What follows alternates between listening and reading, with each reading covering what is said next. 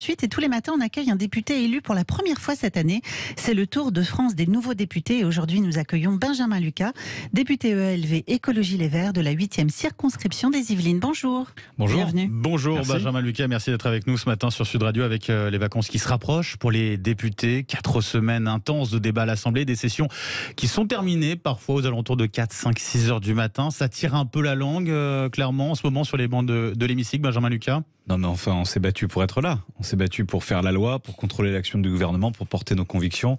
Donc terminer de nuit, travailler de nuit, il y a des millions de Français qui font ça et qui le font dans des conditions bien plus pénibles que les nôtres. Donc vous ne me trouverez pas pour me plaindre ce matin. Oui, parce qu'il y en a d'autres qui se sont plaints, notamment dans les médias, où on a pu le voir ce week-end dans la presse en tout cas. Non mais Oui. c'est vrai qu'on gagnerait à ce que le travail parlementaire se fasse dans de meilleures conditions, parce que les parlementaires doivent pouvoir avoir le temps de contrôler l'action du gouvernement, de faire la loi dans de bonnes conditions. Il y a peut-être un petit archaïsme à changer aussi dans notre fonctionnement parlementaire, mais en tout cas, ce que disait d'ailleurs la c'est pas présidente pour de nous que ça pose un l'Assemblée. problème, c'est pour la démocratie. C'est ce que disait d'ailleurs la présidente de l'Assemblée nationale, Yael Braun-Pivet, qui disait que peut-être fallait réformer un petit peu tout ça pour éviter d'avoir à voter des textes aussi tard la nuit, à un moment où on est fatigué peut-être. Il faut adapter nos règles et notre fonctionnement à la nouvelle réalité politique qui est celle issue des élections du 19 juin dernier. C'est qu'aujourd'hui, il n'y a plus de majorité absolue pour le président de la République à l'Assemblée nationale. La majorité présidentielle est en réalité une minorité présidentielle. Ça doit changer complètement la façon dont fonctionne l'Assemblée. Avant, l'Assemblée fonctionnait sur la base d'une majorité qui écrasait tout avec des députés le petit doigt sur la couture du pantalon. Là, il faut négocier, il faut discuter, il faut accepter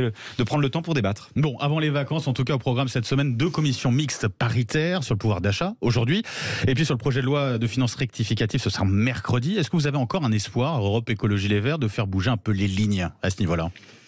J'espère que les députés de la majorité qui ont pris le temps ce week-end d'aller sur leur circonscription, d'entendre ce qu'ont à dire les gens, comprendront que ces miettes qu'il faut observer au microscope ne sont pas suffisantes pour résoudre la crise sociale qui est aujourd'hui à l'œuvre, qu'il faut un choc de partage des richesses et pas des petites primes comme ça distribuées en tombant de la poche.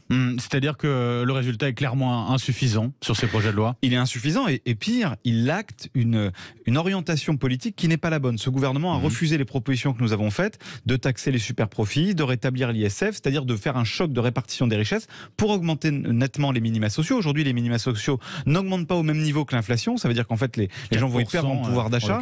D'augmenter le SMIC. Ce gouvernement, main dans la main avec le Rassemblement national, et Madame Le Pen qui fait des grands discours sur la justice sociale, elle a refusé de voter l'augmentation du SMIC à l'Assemblée nationale. Donc on voit bien la situation dans laquelle on est. Aujourd'hui, on a besoin d'un choc de partage, d'égalité, de partage des richesses. Ce projet de loi, il valide aussi la réouverture de la centrale à charbon de Saint-Avold, ainsi que l'installation d'un terminal flottant méthanier au Havre. Vous avez l'impression que l'écologie n'est plus la priorité du gouvernement ? Elle ne l'a jamais été. Ce gouvernement a été condamné 2 fois par la justice pour inaction climatique. Mais on voit bien que là, à travers ces textes, le gouvernement est toujours dans la main des lobbies. Et on vit actuellement, et on en parlera sans doute, mais on vit actuellement une crise climatique majeure qui va durer. Le réchauffement climatique, il est là, il est installé pour durer. Et malheureusement, ce gouvernement ne fait pas les choix qui permettraient de limiter les causes et d'atténuer les conséquences du réchauffement climatique aujourd'hui. Je cite Emmanuel Macron dans l'entre-deux tours de la dernière élection présidentielle.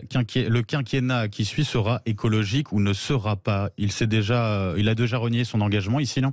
Pour l'instant, il n'est pas, puisque pour l'instant, les grands discours sur le climat ne sont pas suivis des faits. Vous l'avez rappelé, centrale à charbon, méthanier, etc. C'est-à-dire qu'à chaque fois qu'il le peut, le gouvernement cède au lobby des énergies fossiles, lobby du productivisme, et ne va pas dans le sens de l'intérêt général qui aujourd'hui commande, pour une raison de sécurité nationale, pour une raison de survie de l'humanité et de mode de vie de nos concitoyens, de tout faire pour la transition écologique, pour la bifurcation écologique. Mais est-ce qu'il n'y a pas une forme aussi de déni de réalité de la part d'Europe Écologie Les Verts, Benjamin Lucas, face à la guerre en Ukraine, au risque de pénurie d'énergie cet hiver? On en parle beaucoup pour de nombreux Français. Elles étaient nécessaires, ces mesures, non? Le déni de réalité, il est aujourd'hui du côté de ceux qui continuent à s'enfermer dans la dépendance aux énergies fossiles. Le gaz de M. Poutine, le pétrole des Saoudiens, c'est-à-dire des énergies qui sont des énergies de guerre, qui sont des énergies de destruction de la planète, qui sont des énergies extrêmement coûteuses. Nous, ce que nous voulons, Alors que fait-on ce que veulent les écologistes, concrètement c'est réduire la facture d'énergie des Français, c'est investir massivement dans la transition écologique pour mieux isoler nos logements, pour investir dans le renouvelable qui est la seule énergie 100% souveraine aujourd'hui dans notre pays. Bref, pour faire des choix qui maintenant permettront de payer moins cher demain. Et là, évidemment, dans l'urgence. Le choix de l'éolien, par exemple. Bien sûr, le choix de l'éolien, du solaire. Moi, je préfère qu'on dépende du vent, du soleil, de l'eau, que l'on dépende du gaz de M. Poutine ou du pétrole des Saoudiens. Ça sera suffisant ? Si on commence pas maintenant, ce sera effectivement insuffisant. Il faut commencer maintenant et il faut accompagner ça, évidemment, d'un grand partage des richesses. Il y a aujourd'hui des richesses immenses dans ce pays. Total fait des milliards de bénéfices. Les ultra-riches, les milliardaires se sont plus enrichis en 20 mois de pandémie qu'en 10 ans, qu'en 10 années normales. Ça veut dire qu'aujourd'hui, il y a de la richesse à partager. Simplement, il y a une absence de volonté politique de la part de ce gouvernement. L'actualité également, Benjamin Lucas, c'est cet élu du Rassemblement national qui intègre la délégation parlementaire au renseignement. C'est une première. Est-ce que ça vous inquiète ? Clairement, Emmanuel Macron et sa majorité ont fait le choix d'accélérer l'arrivée au pouvoir de l'extrême droite dans notre pays. C'est extrêmement grave, c'est extrêmement inquiétant parce que moi, comme des millions de Français, en 2017 et en 2022, au deuxième tour de l'élection présidentielle, j'ai pris le bulletin de vote Emmanuel Macron pour le mettre dans l'urne pour une seule raison. Une seule. C'est pas une raison de programme politique, c'était pour faire barrage à l'extrême droite. C'était pour préserver la République. Eh bien, Emmanuel Macron et ses amis, ses porte-parole au Parlement, aujourd'hui trahissent ce barrage républicain que nous avons été des millions à faire et sans lequel Emmanuel Macron n'aurait pas été ni élu, ni réélu. Je crois que après avoir mis un signe égal entre la gauche républicaine et l'extrême droite dans l'entre-deux tours des législatives, après avoir servi de marchepied pour permettre à l'extrême droite de conquérir des positions de pouvoir au Parlement, Emmanuel Macron est en train de faire le choix, après lui, du chaos. Et il préfère le chaos à l'alternance républicaine en 2027. C'était déjà pas sa stratégie depuis 2017 à Emmanuel Macron ? Si, vous avez M. Darmanin qui est allé expliquer à Marine Le Pen qu'elle était trop molle. Vous avez eu la loi Asile et Immigration de Gérard Collomb qui est la plus brutale et la plus répressive depuis 1945. On voit qu'on s'enferme dans cette spirale. Je le dis, elle est très dangereuse. À jouer avec le feu, on se brûle. À jouer avec l'extrême droite, on met en péril la République. Benjamin Lucas, je rappelle pour nos auditeurs de Sud Radio que vous êtes député Europe Écologie Les Verts. Génération. 8e génération. C'est parti associé à Europe Écologie Les Verts. Je suis pas adhérent d'Europe Écologie. Exactement. De la 8e circonscription donc des Yvelines, c'est votre tout premier mandat en tant que député. Pour mieux vous connaître, c'était quoi votre parcours, Benjamin Lucas, jusqu'à votre engagement politique qui a commencé très tôt, je crois savoir. C'est le parcours d'un militant. Moi, j'ai consacré les dernières années écoulées à m'engager pour le climat, pour la justice sociale, pour la démocratie, avec Benoît Hamon au sein de Génération. Au lendemain de la campagne présidentielle que nous avons faite avec lui, nous avons construit ce mouvement qui voulait l'unité et l'écologie. L'unité, nous l'avons réussi avec la nouvelle Union populaire écologique et sociale. C'est précieux. Je veux me battre et m'engager pour chérir cette unité, pour la faire vivre, pour la renforcer, parce qu'elle est l'alternative aujourd'hui à Emmanuel Macron et à l'extrême droite. Mais ça arrive. L'histoire entière de la gauche, vous savez, elle est faite de pluralisme. La gauche plurielle, le Front populaire.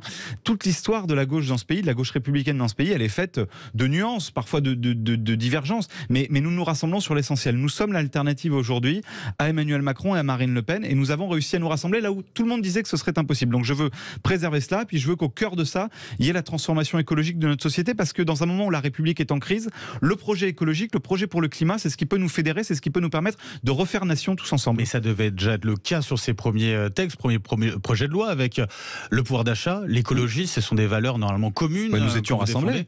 Je crois, j'ai pas la statistique en tête, mais 90% des amendements, des textes, nous les votons et nous les signons ensemble. Après, c'est normal, mais y compris au sein des groupes. Moi, je ne serai pas toujours aligné sur l'ensemble de mon groupe. Chaque parlementaire est porteur. Je crois que ce sont les socialistes qui se sont abstenus chaque parlementaire est porteur individuellement de la souveraineté nationale. Donc chacun vote en conscience. Oui, c'est normal qu'on ait parfois des différences d'appréciation sur un certain nombre de textes du gouvernement, mais sur les 650 mesures que nous avons proposées ensemble aux Français, 650 mesures, entendons-nous bien, c'est historique, c'est inédit dans l'histoire de la gauche d'avoir porté ensemble un programme partagé de 650 mesures aux élections. Sur ces 650 mesures, nous sommes rassemblés, nous voterons toujours ensemble. Après, évidemment, il y a des nuances, elles s'expriment, mais vous savez, moi je préfère ça. La culture de la gauche, elle est faite de la démocratie et du pluralisme. On ne peut pas dire il faut plus de démocratie, il faut remettre le Parlement au cœur des débats, il faut du débat de la démocratie, et puis nous, intégrer une forme de macronisme ou de bonapartisme en notre sein, c'est pas notre volonté. On veut faire vivre la démocratie, y compris entre nous. Un mot pour conclure, Benjamin Lucas. Vous avez été élu juge titulaire à la Cour de justice de la République. Qu'est-ce que ça représente pour vous ? Pas moi. Ah, j'ai Ah bah pas alors été élu à la Cour de justice de la République. Ah ok, Non, non. d'accord. Autant pour moi, c'est une erreur.